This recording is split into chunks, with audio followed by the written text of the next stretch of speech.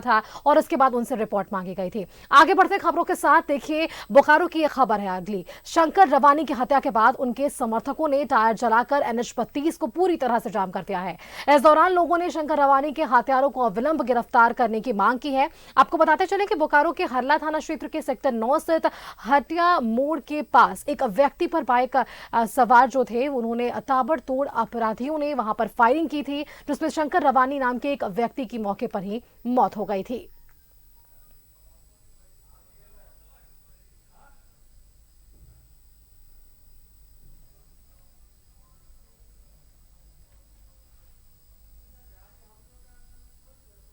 पे गोली चलने की घटना की सूचना मिली थी। घटना की सूचना मिलने के बाद पुलिस यहाँ पे आई है, लोकल थाना हरला पुलिस, और वो सारी चीजों को बिंदुओं पे जांच कर रही है। मैनुअल आधार पे, टेक्निकल आधार सभी बिंदुओं पे जांच किया जा रहा है और हम लोग जल्दी ही इसमें किसी निष्कर्ष में। पूर्व में भी इनका आपराधिक इतिहास रहा है और अभी हम लोग इसमें देख रहे हैं क्या है बिंदु, सारा चीज, उसके बाद ही विशेष बात। चलिए आपको सीधे लिए चलते हैं बोकारो, जहां से हमारे साथ हमारे संवाददाता सुरेंद्र जुड़ रहे हैं, उनका सीधा रुख कर लेते हैं। सुरेंद्र, देखिए शंकर रवानी पर पहले भी हमले का मामला सामने आया था, लेकिन जिस तरीके से आज ये पूरा मामला सामने आया और इस पर ढुलू महतो भी है संगीन नजर आ रहे हैं, उन्होंने सख्त कार्रवाई के निर्देश दे दिए हैं। क्या कुछ पुलिस की कार्रवाई आगे बढ़ पाई है अब तक सुरेंद्र?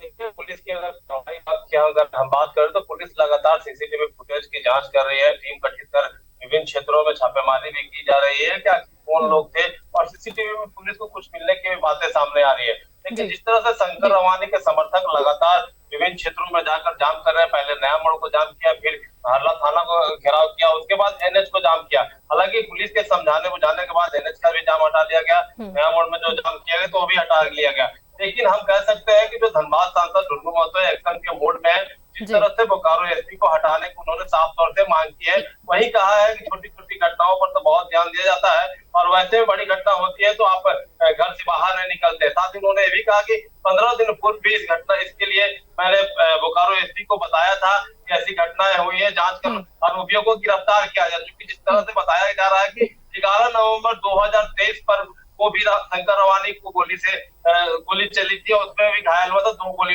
लगी थी। उस वक्त अगर पुलिस कार्रवाई करती, पुलिस संगीन रहती तो हम कह सकते हैं कि निश्चित तौर से शंकर रवानी की जान बच सकती थी। लेकिन जिस तरह से लगातार यहाँ शंकर रवानी के समर्थकों ने, सांसद ने पुलिस के जो कार्य है उस पर सवाल उठाया है और निश्चित तौर से जिस तरह से सांसद और समर्थकों काफी आक्रोशित दिख रहे हैं, पुलिस हाय के नारे लगा रहे हैं, बोकारो SP हाय के नारे लगा रहे हैं और उनकी विलंब गिरफ्तारी की मांग की जा रही है। लेकिन जो वहां पर नेता लोग मौजूद थे, जो CP DSP आलोक रंजन है, उनसे वार्ता करने के बाद जाम हटा लिया गया है। क्या बात हुई है वो तो किसी ने बताया नहीं, लेकिन हम निश्चित तौर से कह सकते हैं कि इस घटना के बाद पुलिस की गिरफ्तारी अवश्य हुई है। इस तरह से सुबह हम कह सकते हैं 8:15 साढ़े 8 बजे के बाद भीड़ भाड़ वाले इलाके में 1 दर्जन से अधिक गोली चलती है और व्यक्ति को मौत के घाट वहीं पर उतार दिया जाता है। और घटना का अंजाम देने वाले एक स्कॉर्पियो से और एक अपाची गाड़ी से आए थे और स्कॉर्पियो से 2 अपराधी उतरते हैं और जो अपाची है उससे एक। और बिल्कुल सुरेंद्र, ये पूरा मामला सामने आया है, ये हत्या जिस तरीके से की गई है, अब इसके बाद सवाल कई खड़े हो रहे हैं जिसका जवाब पुलिस भी ढूंढने में लगी हुई है। बहुत बहुत धन्यवाद सुरेंद्र आपका हमारे साथ जुड़ने के लिए और ये जानकारी हमारे दर्शकों के साथ साझा करने के लिए।